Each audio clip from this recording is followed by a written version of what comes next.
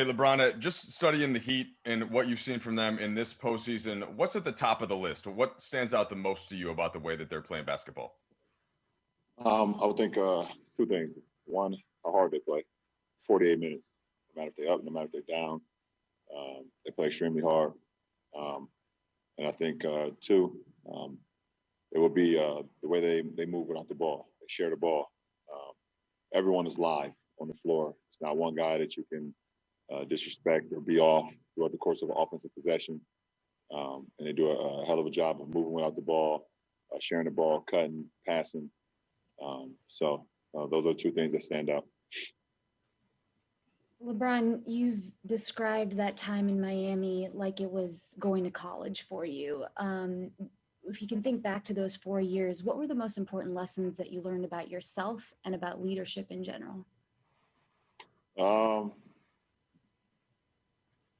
I think as far as leadership, that grows no matter where you are every day. If you want to be a leader, if you strive to be a leader every day, and I think being around, Rouse and Spo, D Wade and UD, and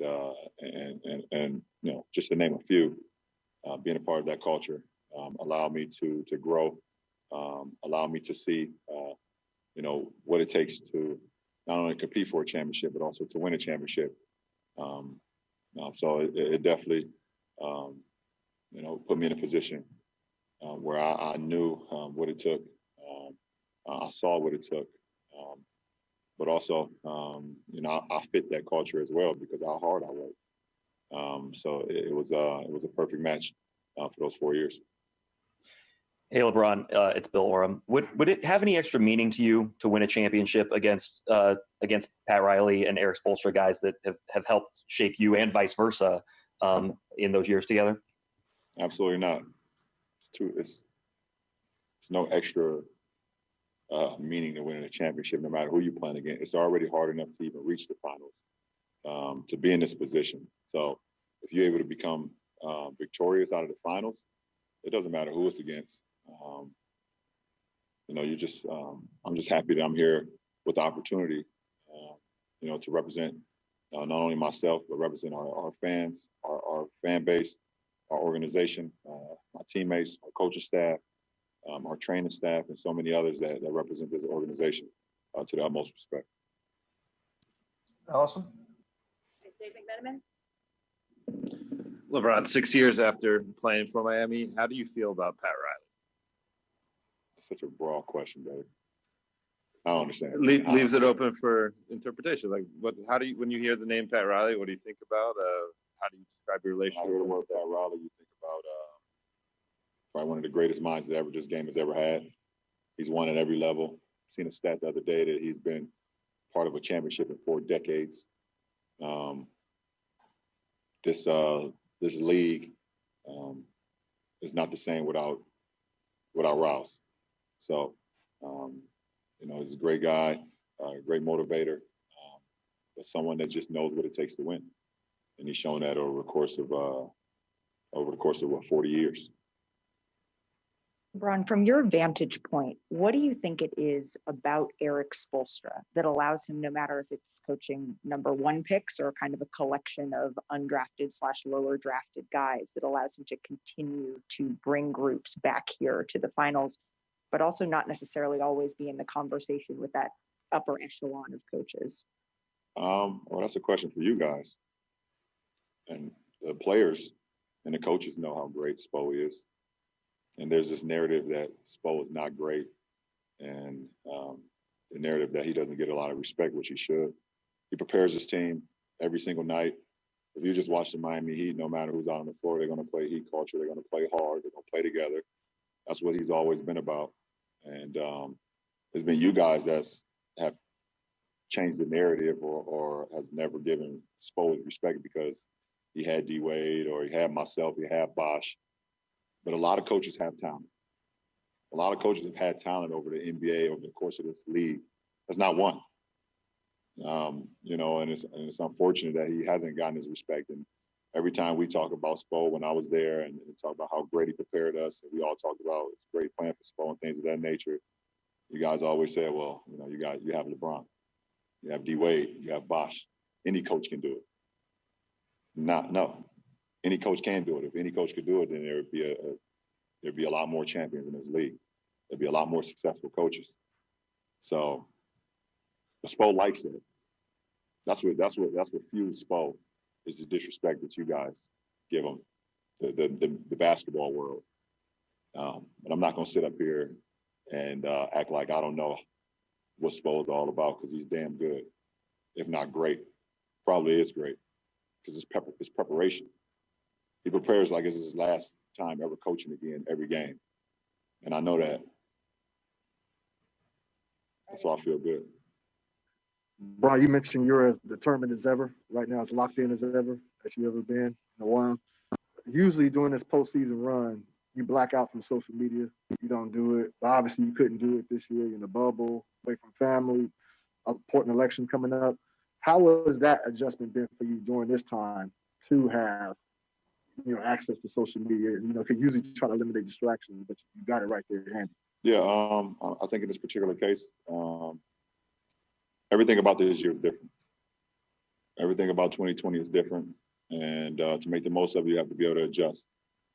And I've adjusted in the sense of understanding that there's also a bigger opportunity coming up as well in November, while I'm still, keeping the main thing, and the focus on, leaving a legacy here and playing the game that I love to play and compete for a championship.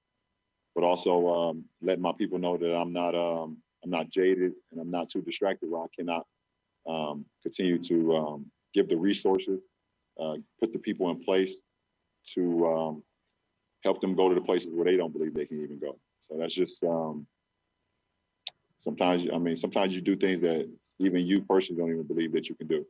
But when you have a support system, and you have a group around you that's just as motivated as you, you're able to tackle a few things at once. I think we'll take the last two. Yes, I will take the last two. Let's go with Brian. Hey, LeBron, I kind of wanted to ask you that similar question. So just to switch back to basketball now, since you answered it, the last couple of times you were here, you were pretty outmanned by a team with 4 great players. As you come back now with the team you have around you, how do you feel going into this 10th finals now with do you feel like talent-wise, you don't have to worry about that problem this time? I never had a problem with any team I went to the finals. I've always been confident that we had the ability to win. And if you're going to a final saying that you're undermanned or you feel like you don't have enough, then who are you? And the game is won in between the 4 lines, not won on paper. And at the end of the day, when I've lost in the finals, the better team won because they played well, they were more prepared, and they did what it needed to do to win those 4 games. When I've won, the same thing. So I'm not here to talk about the talent that I have, the team that we have. The game is won in between the 4 lines, 94 feet, and the team that is prepared, and the team that execute, the team that has,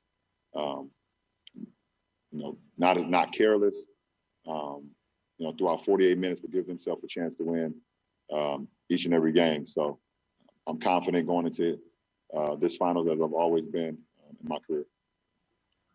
All right, last question, Joe Varden. Hey, man. It's been a long time, obviously, since you played for the Heat, and a lot has happened to you and to the league since then. But all these years later, is there something that you still take away from your days in Miami? And then the other one is, how are you different just from the last time that you were in the finals, which was 2 years ago? I think every part of anybody's individual life, where they was able to grow, it never leaves you. And that's no different from me having my 4 years in Miami, being around, with that culture, growing. You guys don't realize, talk about it, but I went to Miami when I was 25 years old. I was 25, and I spent I was 25 to 29. So I was still growing. I was still a kid and still trying to figure out who I am as a person and as a man, growing while still trying to compete for a championship every single year. And I grew, and they allowed me to grow, and we pushed each other every single day. And like I said, I fit perfectly in that culture because I work just as hard as anybody else. I show up to work, and I don't leave until I feel like I was as great as I was. And do you always become successful out of that? Are you always going to win? No, it doesn't happen like that. But you're able to sleep a little bit better at night when you punched your clock. And how am I different today than 2 years ago when I entered the finals? A little bit more gray hair in my beard.